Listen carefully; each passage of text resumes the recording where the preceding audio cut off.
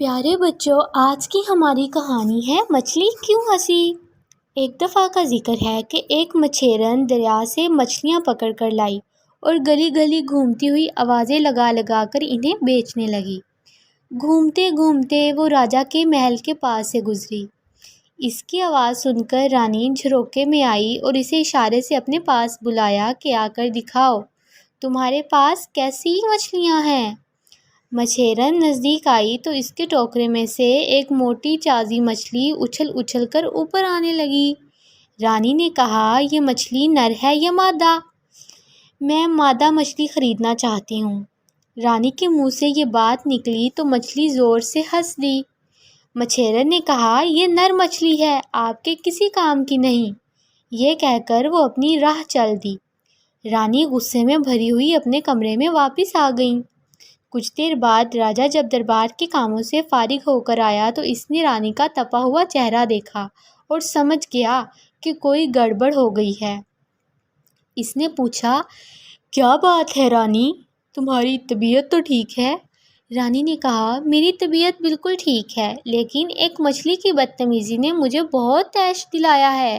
آج ایک مچھیرن مچھلیاں بیچتی ہوئی گزری۔ جب اس کی ایک مچھلی کو دیکھ کر میں نے پوچھا کہ یہ نر ہے یا مادہ تو وہ مچھلی زور سے ہنس دی۔ مچھلی ہنس دی؟ راجا نے بے اختیار کہا، یہ ناممکن ہے، تم ضرور کوئی خواب دیکھ رہی تھیں۔ میں کوئی پاگل نہیں ہوں، رانی نے چڑ کر کہا، جو دیکھا وہی بتا رہی ہوں، میں نے جو کہا سچ کہا۔ بڑی عجیب بات ہے، راجا نے کہا، میں پتہ لگواؤں گا کہ ایسا کیوں ہوا۔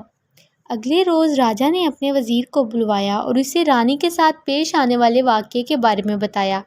اس نے وزیر کو ہدایت کی کہ وہ 6 ماہ کے اندر اندر پتہ چلائے کہ مچھلی کیوں ہنسی تھی۔ اگر وہ ایسا نہ کر سکا تو اسے وزارت سے معزول کر کے قید خانے میں ڈال دیا جائے گا۔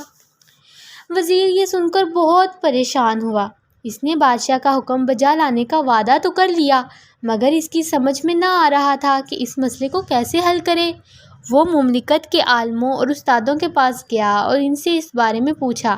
وہاں سے کوئی مناسب جواب نہ مل پایا تو پھر جادوگروں، نجومیوں اور سادھوؤں کے پاس گیا۔ وہاں سے بھی کچھ پتہ نہ چل سکا۔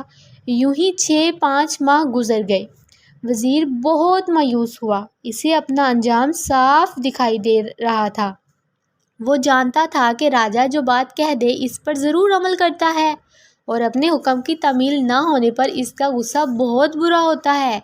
اس نے یہ سوچ کر اپنے گھریلو معاملات نپٹانے شروع کر دیے کہ اب اسے باقی عمر قید خانے میں گزارنا ہوگی۔ لہٰذا کرنے کے جو کام ہیں وہ کر لیے جائیں تاکہ پیچھے کوئی الجھاؤ نہ رہ جائے۔ اپنے اکلوتے بیٹے کو اس نے ہدایت کی کہ وہ کچھ عرصہ کے لیے کہیں چلا جائے اور راجا کا غصہ ٹھنڈا ہونے کے بعد واپس آئے۔ اس کا بیٹا بڑا ذہین، دانشمند اور وجیح و شکیل تھا۔ باپ کی ہدایت پر وہ سفر کے لیے چل پڑا۔ چند دن کے بعد راستے میں اس کی ملاقات ایک کسان سے ہوئی۔ وزیر زادے کو کسان کی باتیں اور عادتیں بہت پسند آئیں۔ اس نے فیصلہ کیا کہ وہ کچھ دن کسان کے ساتھ ہی سفر کرے گا۔ کسان کو بھی یہ نوجوان بہت پسند آیا تھا، لہٰذا وہ اس کے ساتھ سفر کرنے پر خوشی خوشی رضامند ہو گیا۔ دونوں ساتھ ساتھ چلے جا رہے تھے۔ موسم گرما اور راستہ سخت تھا۔ کسان کا گھر وہاں سے خاصا دور تھا اور وہاں تک پہنچنے کے لیے انہیں کافی دیر سفر کرنا پڑتا۔ چلتے چلتے وزیر زادے نے اچانک کسان سے کہا، کیا ہی اچھا ہو اگر چلتے چلتے تھوڑی دیر کے لیے میں تمہیں اٹھا لوں اور تھوڑی دیر کے لیے تم مجھے اٹھا لو، سفر آسان ہو جائے گا۔ اس کی بات سن کر کسان حیران رہ گیا۔ دل ہی دل میں اس نے سوچا کہ یہ کیسا بے وقوف نوجوان ہے، بھلا ایک دوسرے کو اٹھانے سے سفر آسان کیسے ہو جائے گا، ایسے تو تھکن اور بھی بڑھ جائے گی۔ بہرحال وہ خاموش رہا۔ تھوڑی دیر بعد وہ گندم کے کھیت کے پاس سے گزرے۔ گندم سنہری خوشے دور دور تک پھیلے ہوئے ہوا میں لہرا رہے تھے۔ وزیر زادے نے اسے دیکھ کر کہا، پتہ نہیں یہ کھیت کھایا گیا ہے یا نہیں کھایا گیا۔ کسان پھر حیران رہ گیا۔ اس کے ذہن میں پھر وہی بات آئی کہ یہ لڑکا بہت ہی بے وقوف ہے جو کھیت میں کھڑی فصل کے بارے میں ایسی بات کر رہا ہے۔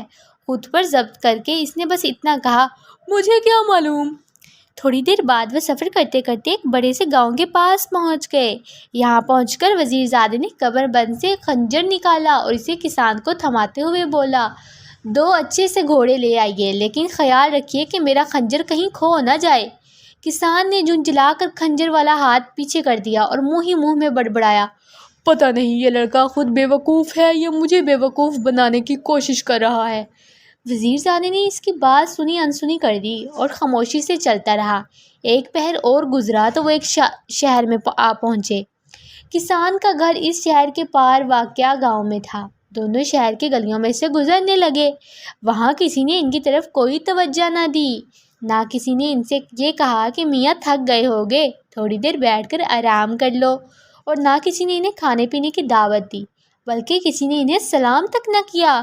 وزیر زادے نے کہا، کتنا بڑا قبرستان ہے، آخر اس لڑکے کا مطلب کیا ہے؟ کسان نے سوچا، ایسے بڑے اور پر رونق شہر کو قبرستان کہہ رہا ہے۔ شہر سے باہر نکلے تو سامنے قبرستان نظر آیا۔ قبرستان کے گیٹ کے پاس ایک قبر پر کچھ لوگ قرآن خوانی کر رہے تھے، اور گیٹ پر کھڑے کچھ لوگ آتے جاتے راہگیروں میں اللہ کے نام پر اور اپنے مرحوم کے ایصال ثواب کے لیے نان اور حلوہ تقسیم کر رہے تھے۔ انہوں نے وزیر زادے اور کسان کو بھی آواز دے کر بلایا اور انہیں نان اور حلوہ دیا۔ کیسا بھرا پورا اور آباد شہر ہے، وزیر زادے نے کہا، یہ لڑکا واقعی پاگل ہو گیا ہے۔ کسان نے سوچا، اب پتہ نہیں آگے چل کر کیا کرے گا یہ۔ کوئی عجب نہیں کہ خشکی کو پانی اور پانی کو خشکی کہہ ڈالے، یا دن کو رات اور رات کو دن بنا ڈالے۔ بہرحال وہ خاموش رہا۔ وہاں سے گزر کر آ گئے تو ان کی راہ میں ایک ندی آئی۔ پل خاصا دور تھا، مگر ندی کا پانی بھی کچھ زیادہ گہرا نہ تھا۔ کسان نے اپنے جوتے اتار کر ہاتھ میں پکڑے، پائنچے اوپر چڑھائے اور ندی میں اتر گیا۔ اس کے برعکس وزیر زادہ جوتوں سمیت پانی میں اتر گیا اور چھپ چھپ کرتا دوسرے کناروں پر پہنچ گیا۔ ایسا بے وقوف میں نے اپنی زندگی میں نہیں دیکھا، کسان نے سوچا۔ باتیں بھی الٹی کرتا ہے اور حرکتیں بھی، لیکن نوجوان اسے پسند آیا تھا، اس لیے